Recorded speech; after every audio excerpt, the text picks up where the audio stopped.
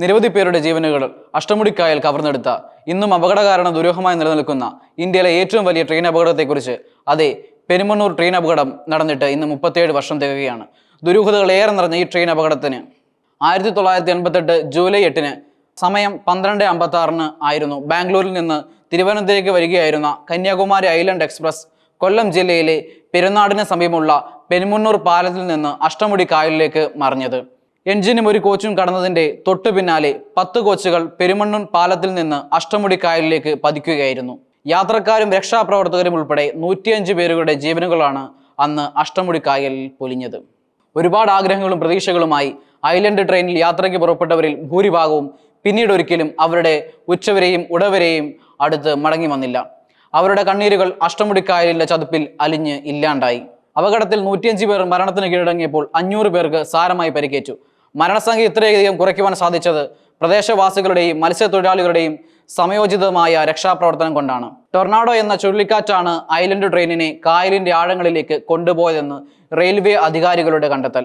അപകടത്തിന്റെ കാരണത്തെക്കുറിച്ച് പഠിക്കാൻ 2 കമ്മീഷനെ സർക്കാർ നിയമിച്ചെങ്കിലും അവരുടെ എല്ലാം കണ്ടെത്തൽ അപകടത്തിന്റെ കാരണം ടൊർണാഡോ തന്നെയായിരുന്നു.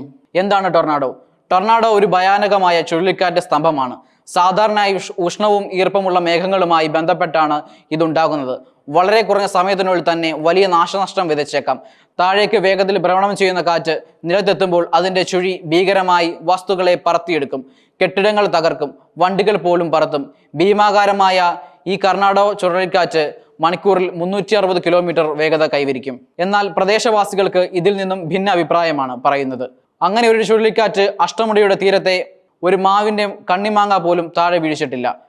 പരിസര പ്രദേശങ്ങളിൽ ഒരു നാശനഷ്ടം പോലും സംഭവിച്ചിട്ടുമില്ല. പിന്നെ എങ്ങനെയാണ് ഇത്രയും വലിയ അപകടം ഉണ്ടായതെന്ന് അവർ ചോദിക്കുന്നു. നാട്ടുകാരുടെ അഭിപ്രായത്തിൽ പാളത്തിൽ അറ്റകുറ്റപ്പണികൾ നടക്കുന്നതും ട്രെയിനിന്റെ വേഗതയുമാണ് അപകടത്തിന്റെ കാരണമെന്ന് അവർ പറയുന്നു. ദുരന്തത്തിൽ കോരിച്ചൊരിയുന്ന മഴയിൽ പതിവിലും നേരത്തെയാണ് ഐലൻഡ് എക്സ്പ്രസ് എത്തിയിരുന്നത്. സംഭവ ദിവസം രാവിലെ തന്നെ പെരുമൺ പാലത്തിന് സമീപം വളവുകൾ ട്രെയിൻ അതിവേഗത്തിൽ സഞ്ചരിക്കുമ്പോൾ പാളം തെറ്റാതിരിക്കാനുള്ള പണികൾ നടന്നിരുന്നു. ജാക്കി വെച്ച് പാളം ഉയർത്തിയ ശേഷം മെറ്റൽ ഇടുന്ന പണിയായിരുന്നു നടന്നിരുന്നത്. ഈ സമയം ട്രെയിനുകൾ വന്നാൽ ജീവനക്കാർ മുട്ടിനു താഴെ കൊടി കാണിക്കുകയും ഇതനുസരിച്ച് എഞ്ചിൻ ഡ്രൈവർ ട്രെയിനിന്റെ വേഗത 10 കിലോമീറ്റർ താഴെയായി കുറയ്ക്കുകയും ചെയ്യുമെന്നാണ് നിയമം. എന്നാൽ അപകട സമയം ജോലിയിൽ ഏർപ്പെട്ടിരുന്ന തൊഴിലാളികൾ അടുത്ത് കടയിൽ പോയിരുന്നു എന്നാണ് പ്രദേശവാസികൾ പറയുന്നത്.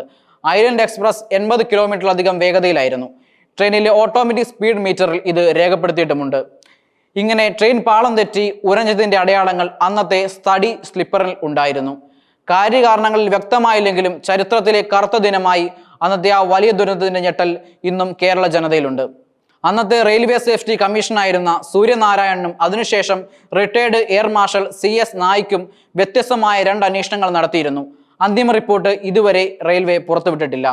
ഇങ്ങനെ ദുരന്തം നടന്ന് 5 വർഷത്തിന് ശേഷമാണ് റെയിൽവേ പെരുമണ്ണിൽ കായലിന് കുറുകെ പുതിയൊരു പാലം നിർമ്മിക്കുന്നത്.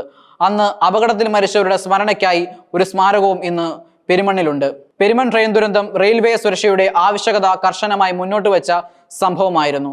അപകടത്തിന് ശേഷമുള്ള ഭീകരത ഇന്ത്യൻ റെയിൽ സുരക്ഷാ മാനദണ്ഡങ്ങൾ പല മാറ്റങ്ങൾ വരുത്താൻ വഴിയൊരുക്കി. ഇന്നും കേരളം പെരുമൺ ട്രെയിൻ ദുരന്തം റെയിൽവേ സുരക്ഷയുടെ ആവശ്യകത കർശനമായി മുന്നോട്ട് വെച്ച സംഭവമായിരുന്നു.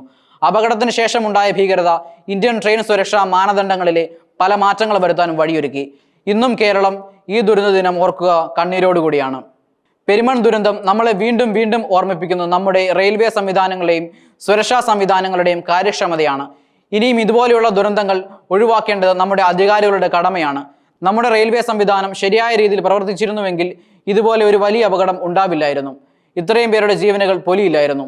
ദുരിതത്തിൽ മരിച്ചവർക്ക് ഇന്നും നഷ്ടപരിഹാരം ലഭിച്ചിട്ടില്ലെന്നും നമ്മൾ ഇതിൻ്റെ കൂടെ ഓർക്കേണ്ട ഒരു കാര്യമാണ്. ഇപ്പോഴും നമ്മുടെ റെയിൽവേ സംവിധാനങ്ങളിൽ യാത്ര ചെയ്യുന്നവർക്ക് വേണ്ടത്ര സുരക്ഷ ഒരുക്കുവാൻ നമ്മുടെ റെയിൽവേക്ക് കഴിഞ്ഞിട്ടില്ല. സുരക്ഷാ വീഴ്ചകളാണ് ഇന്ത്യയിലെ പല റെയിൽവേ അപകടങ്ങൾക്കും ഇടയാക്കുന്നത്. ട്രെയിനുകളുടെ വേഗത നിരീക്ഷിക്കാനുള്ള അത്യാധുനിക സിസ്റ്റങ്ങൾ അപൂർണമാണ്. പല സ്റ്റേഷനുകളിലും MGR സംവിധാനങ്ങളാണ് ഇപ്പോഴും നിലവിലുള്ളത്. അടിയന്തര സാഹചര്യങ്ങളിൽ പ്രതികരിക്കാൻ റെയിൽവേക്ക് ആവശ്യമായ പരിശീലനം ലഭിച്ച ജീവനക്കാർ എല്ലായിടത്തുമില്ല. കൂടാതെ ട്രെയിൻ സർവീസുകൾക്കിടയിലുണ്ടാകുന്ന കാലതാമസങ്ങളും കോഓർഡിനേഷന്റെ കുറവും അപകട സാധ്യത വർദ്ധിപ്പിക്കുന്നു. പാസഞ്ചേഴ്സിന് വേണ്ടിയുള്ള സുരക്ഷിതമായ യാത്ര ഉറപ്പാക്കാൻ റെയിൽവേക്ക് ഭാവിയിൽ കൂടുതൽ നിക്ഷേപവും നവീകരണവും പ്രവർത്തനവും അനിവാര്യമാണ്. കാര്യത്തിൽ റെയിൽവേക്ക് വലിയ വെല്ലുവിളികളാണ്. പലതവണ അപകടങ്ങൾ സംഭവിക്കുന്നത് ഹ്യൂമൻ എറർ മൂലമാണ്. എന്നാൽ അതിൻ്റെ അടിസ്ഥാനത്തിൽ പരിശീലനം, വേക്കൻസി ഫില്ലിംഗ്, മോഡേൺ ട്രാക്കിംഗ് സിസ്റ്റങ്ങൾ തുടങ്ങിയവ അനിവാര്യമായിരിക്കുന്നു. ട്രെയിൻ ട്രാക്കുകൾക്കരികെയുള്ള അനധികൃത കടപ്പാതകളും റെയിൽവേ മേൽപ്പാലങ്ങളുടെ അണ്ടർപാസുകളുടെയും കുറവും അപകട സാധ്യത വർദ്ധിപ്പിക്കുന്നു. സംസ്ഥാന റെയിൽവേ സേഫ്റ്റി ഓർഡിനൻസ് അനുസരിച്ച് പരിഷ്കാരങ്ങൾ വൈകുന്നതും കാര്യക്ഷമമായ റിപ്പോർട്ട് ചെയ്ത ഇൻസിഡന്റുകൾ നടപടികൾ കുറവാകുകയും ചെയ്യുന്നു.